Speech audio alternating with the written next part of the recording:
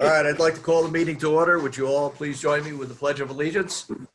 I pledge allegiance To the to the flag. flag of the United States of America and to the republic for which it stands, one nation, under God, indivisible, with liberty and justice for all.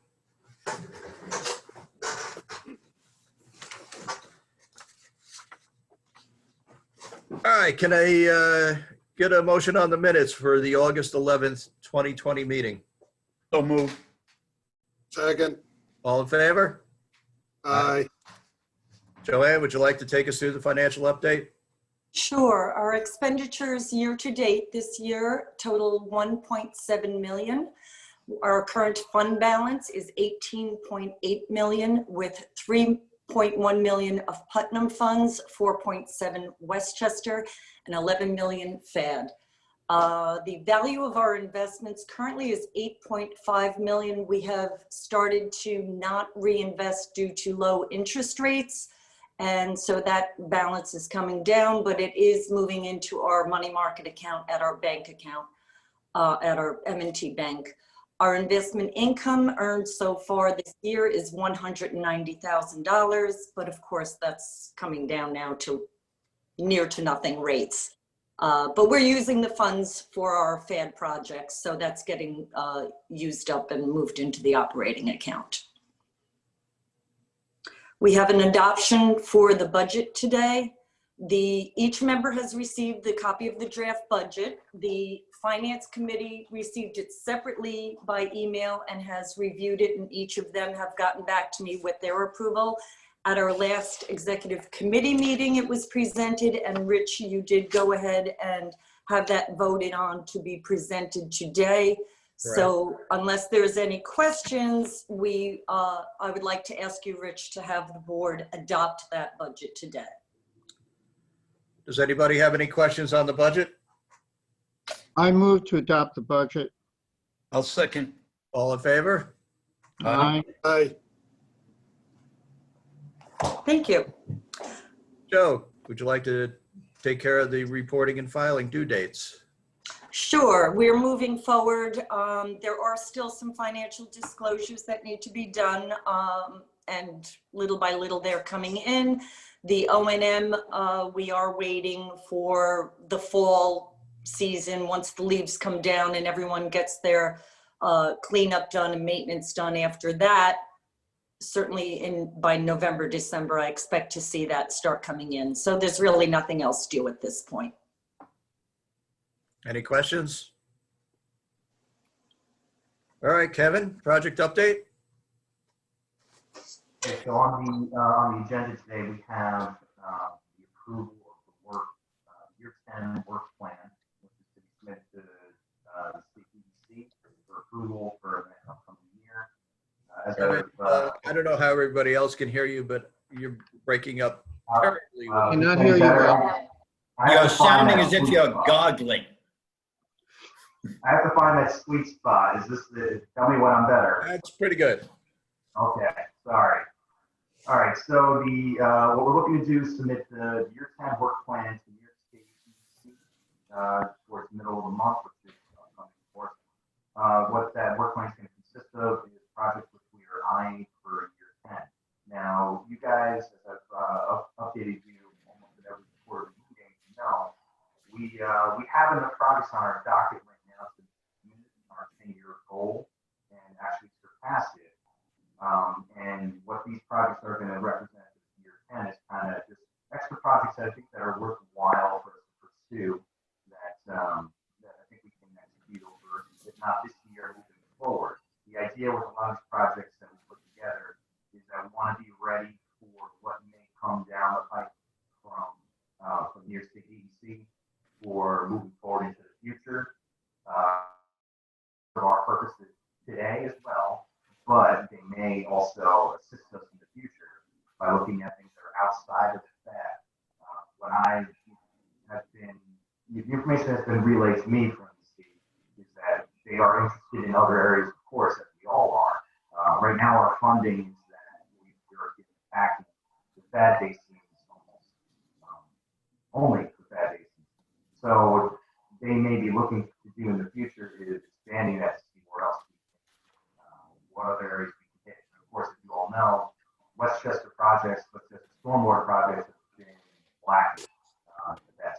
years. We haven't had funding, and even today, we still don't have that additional funding. But I think this work plan is going to help us set up for the future and be ready to pursue any funding opportunities that might come down the pipe for us.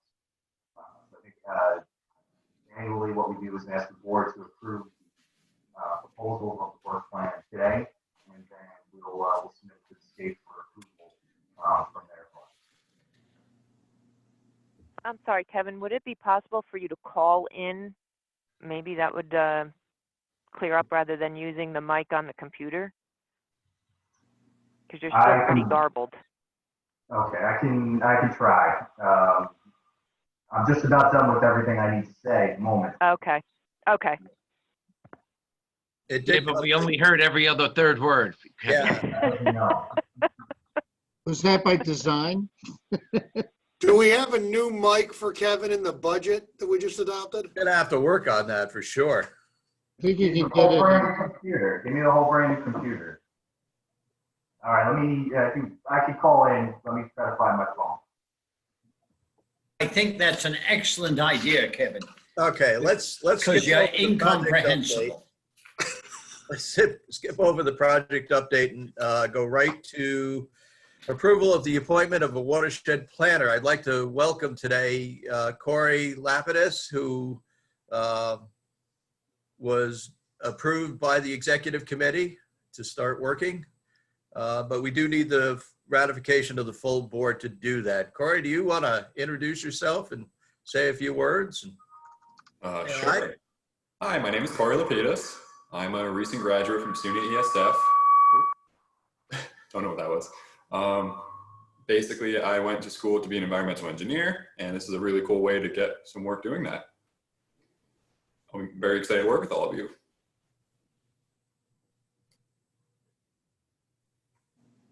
Welcome, Corey. Nice to meet you. Yeah, anybody have any questions for Corey?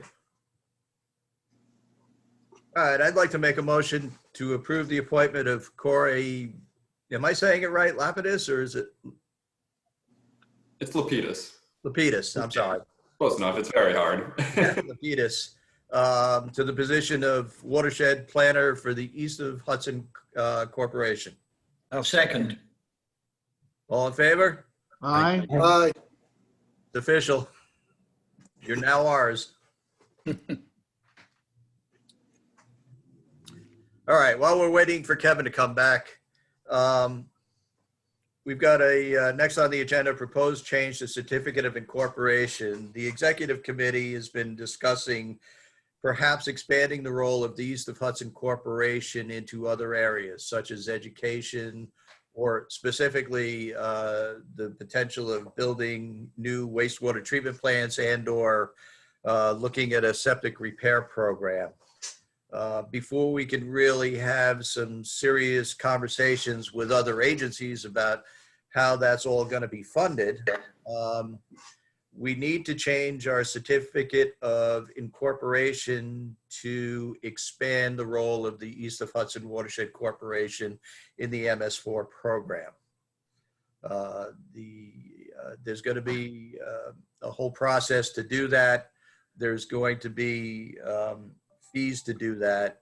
The fees are not so bad. They are going to be around $3,500, which broken down between each municipality is a couple of $100s a piece. And it, you know, it varies. We had a coalition meeting earlier, and we talked about using the past practice of dividing up that fee among the municipalities based on their phosphorus contributions that they need to make. So those numbers will be going out to you, but they're not really significant numbers. They're a few dollars to each municipality. Chris, do you want to jump in here and talk a little bit about what that process is going to be to change our certificate of incorporation? Sure, thanks, Rich. The certificate of incorporation includes very specific language that, as it currently sits, only includes in the purposes the stormwater management, stormwater retrofit programs. In order to expand that, we need to change a few of those paragraphs. And you see in the resolution before you the language that is proposed to be included in the certificate. It's fairly it's fairly limited in terms of what we're, the description of what we're needing to do, but it's important because without this provision, you can't really take EOHWC beyond the stormwater retrofits. This doesn't, the discussion of what and how you're going to do with this is to come. This is only the change, the technical change to the document that will allow the entity to broaden its purposes. So the process will be that we need to file this with the Department of State. The approval requires the approval of this board in order for that to happen, because your bylaws require approval of this board for any change to the certificate of incorporation, and that requires a 2/3 approval by this board. Chris, can you read the change? Sure. So we are, just one second. So we are adding a new subsection to the list of purposes, reducing the discharge of contaminants into and the levels of contaminants in the New York City EOH watershed in order to achieve compliance with all related federal, state, and local laws, regulations, and permits applicable to the municipalities and the businesses and persons located in the New York City EOH watershed, and to protect the quality of the waters therein. And then there's also a list of how you go about carrying out those purposes. And so we're adding administering, organizing, and implementing any and all necessary programs and projects in order to achieve compliance with the requirements of all federal, state, and local laws, regulations, and permits in relation to New York City's use of the surface waters within the EOH municipalities for the New York City water supply, including but not limited to the municipal separate storm sewer system, MS4 heightened requirements on a nonprofit basis, and to protect the water quality of those waters. So it includes the MS4, but it goes beyond that. So those are the amendments. And I just want to emphasize that this doesn't commit any municipality to incurring any additional costs other than the legal costs, which we have an estimate of about $3,500 to do to change the certificate of incorporation. But it does open the door for the corporation to start discussing additional responsibilities and how those additional responsibilities are going to be funded from state and other regional agencies. So I think it's definitely a positive move forward for the corporation to make this change. But there's a lot more discussion that needs to go into, what we are going to be doing in the future and how it's going to be funded. Rich, can I make a suggestion that we split the matter into two? One is that we deal with just the change that Chris just read to us in the certificate of incorporation. And because there may be some here on this call that are not comfortable with speaking to any monetary obligation, even though it's not significant. And I wouldn't want to jeopardize our ability to get 2/3 vote on the charter change. Chris, Why don't we go to a not to exceed second resolution? That sounds good. Rich, are you okay with my So moving? listen, I'm okay with splitting the question, Chris, but I don't see how we approved making the change to the corporation if we don't pay to actually make that change. I completely agree. And that's why what I'm doing is texting one of our supervisors to try to get her to join this call. So, but Two people, remember. oh, so you have Warren's vote too. Yes. And by the way, Warren at the East of Hudson, I'm sorry, at the executive committee meeting said, this is no big deal. He was ready to go ahead. So we know. I know. So just how many, I would move then the first question in terms of the amendment to the certificate of incorporation as has just been read by our council. Can I just be heard on this? I don't have, I think if we move on the certificate and we don't know what it costs, I know for myself, I can't obligate my town to an unknown cost.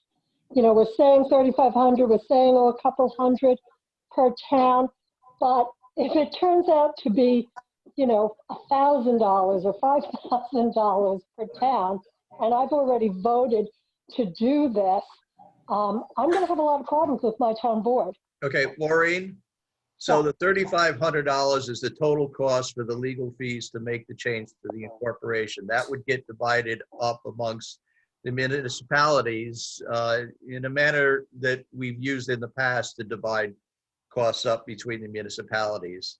Let me ask you though, is there a cost that you would agree to make this change to allow us to move forward that is the top end of the cost you're willing to commit to today? $50?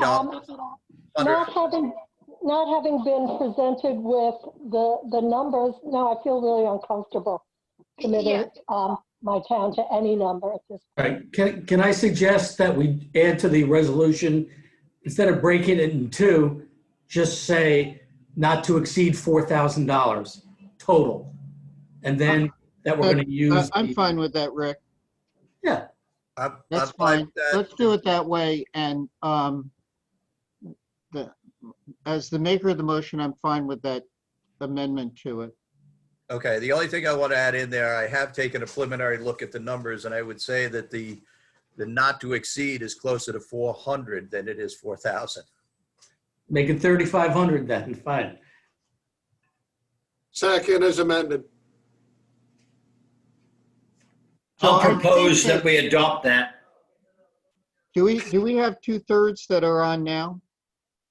Yeah. We do. Okay. You want to do this by roll call vote? I think it'd probably be better for the record. We need to, yeah.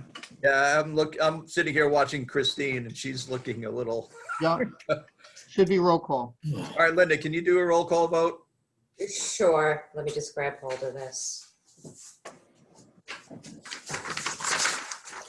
I might suggest that when you do it by municipality and then identify who's voting for the municipality. Okay. Okay. Will do. Okay. Rich Williams, Town of Patterson. Yes. Peter Parsons, Town of Lewisboro. Yes. Warren Lucas, Town of North Salem. Yes. Chris Burdick, Town of Bedford. Yes. Ken Schmidt or Rich Franzetti, Town of Carmel. It's Rich Franzetti for Ken Schmidt, and the answer is yes. Kevin Hansen, Town of Pound Ridge. Yes. Linda Puglisi, Town of Cortland. I don't believe he's here. They're here. No, she isn't. Mary Ellen Odell, Putnam County. Nope, not here. Okay, Maureen Fleming, Town of Kent. No. I'm sorry? No. James Schoenig, Village of Brewster, is not here. Ed Brancotti, Town of Mount Kisco. Yes.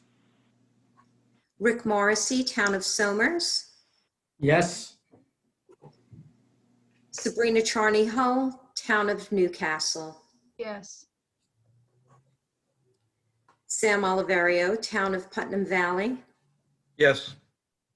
Tony Hay, Town of Southeast. Yes. Matt Slater, Town of Yorktown. Yes. Okay, that's it. There's Pauling, Village of Pauling. Oh, Village of Pauling, yes. Lori Taylor, Village of Pauling. Yes. Yes. Thank you, Lori. That's the 13th vote.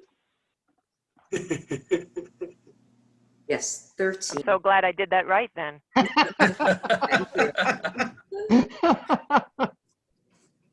Okay, so motion carries. We'll be following up with a letter to all the municipalities.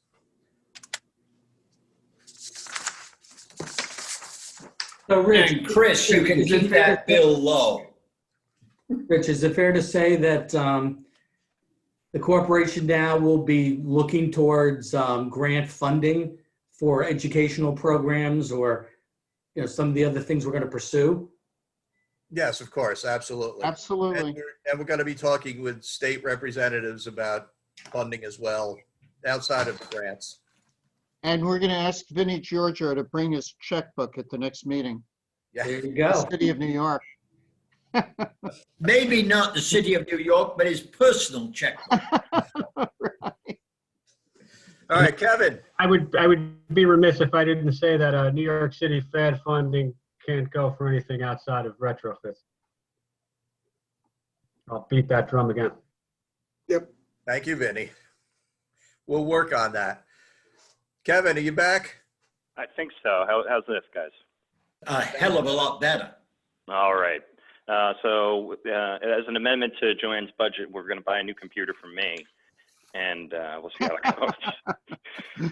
So what I was trying to tell you all was that we today on the table we have the year 10 work plan for 2021, which we will be proposing today for approval, and then submitted up to New York State DEC for their approval to begin working on those projects immediately as we can.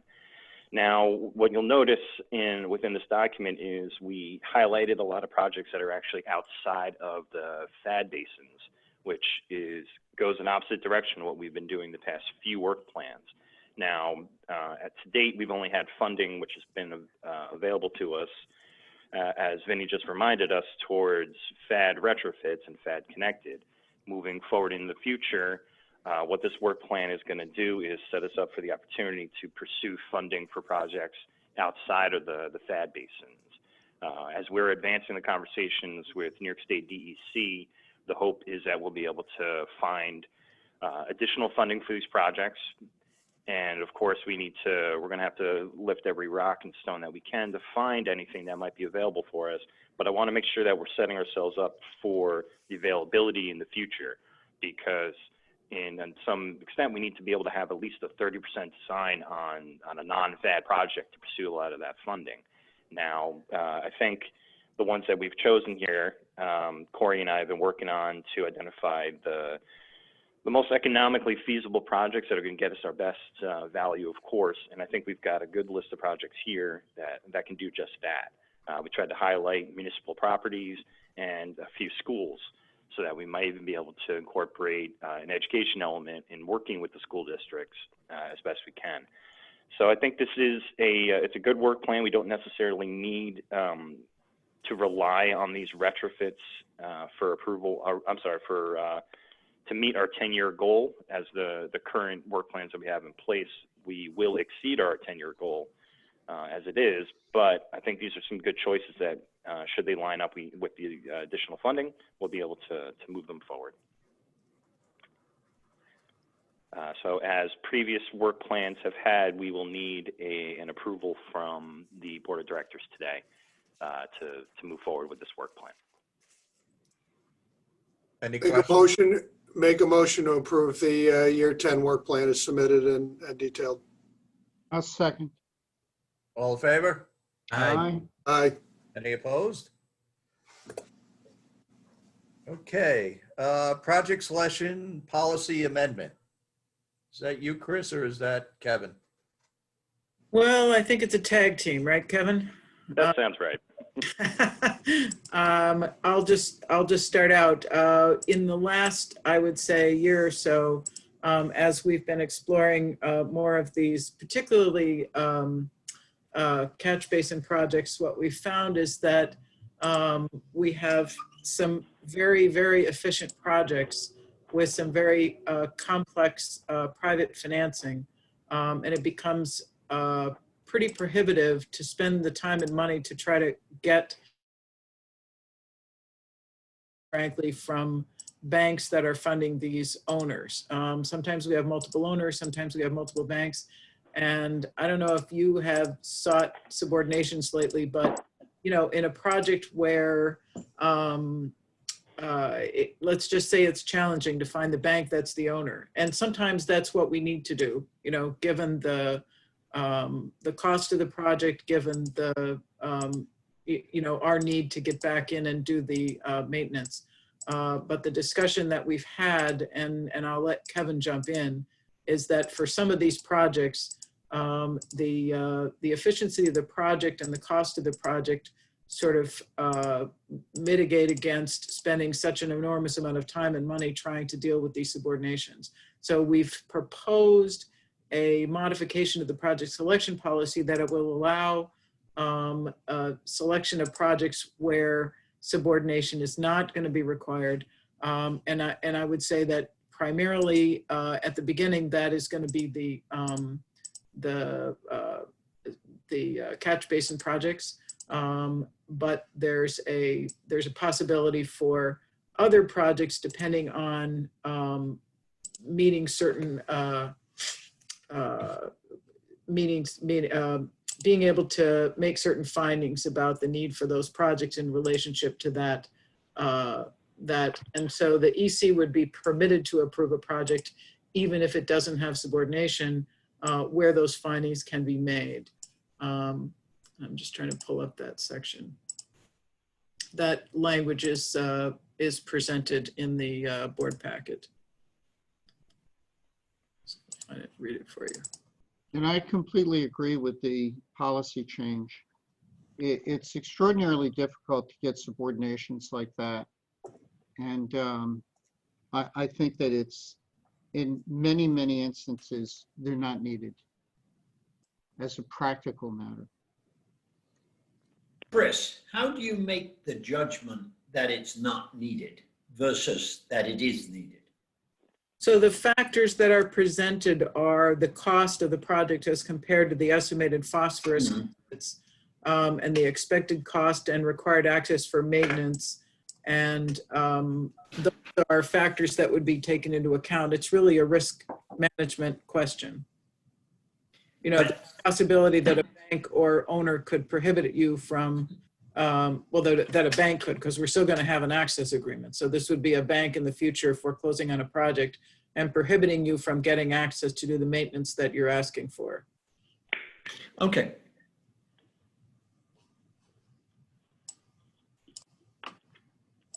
Did you make the motion, Chris?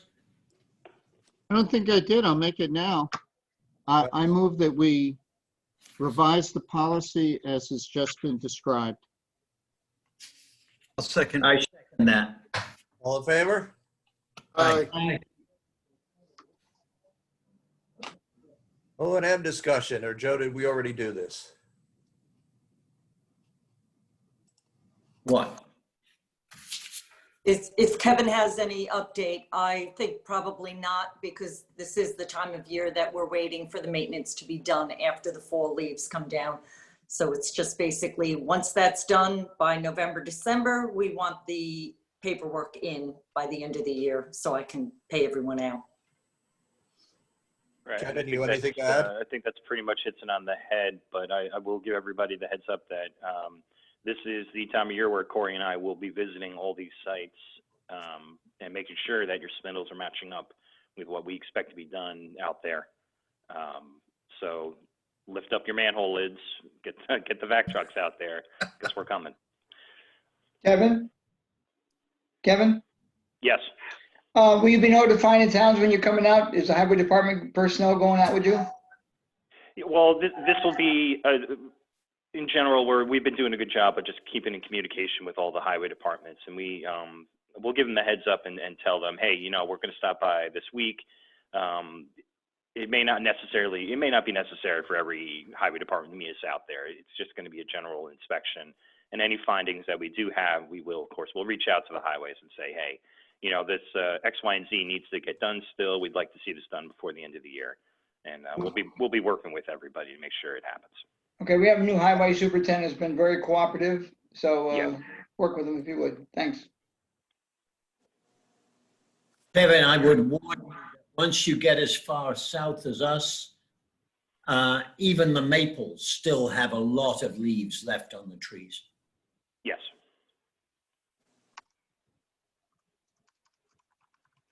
Okay, we have a list of 2021 meeting dates. If there's no discussion, I'll take a motion on the approving the meeting dates. So moved. Second. All in favor? Aye. Does any member have any other business you wish to bring up at this time?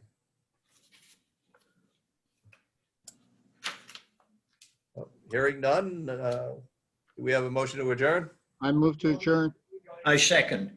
All in favor? Aye. Aye. All right. Those on the executive committee, if you want to hang out for a little bit, we've got an executive committee meeting following this, and anybody else that wants to hang out, you're more than welcome. Is that on a different call, Rich, or this one we're staying on? We're staying on this one. Okay.